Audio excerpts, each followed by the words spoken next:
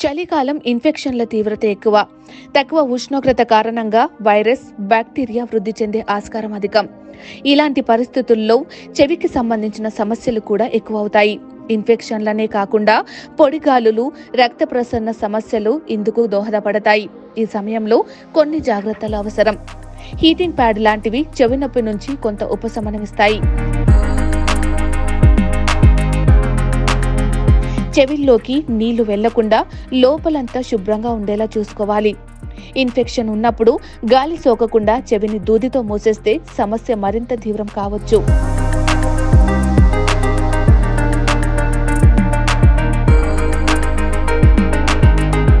పొగ అలవాటు వల్ల ఊపిరితిత్తులతో పాటు చెవిలో కూడా అసౌకర్యం పెరిగే ఆస్కారం ఉంది.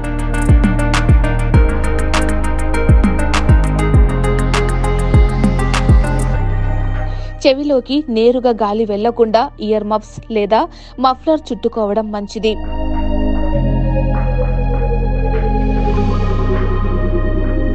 చెవిపోటు నొప్పితో ఆగదు. వాపు, శిరోభారం, కళ్ళు తిరగడం లాంటి సమస్యతో పాటు వినికిడి లోపం కూడా తలెత్తవచ్చు.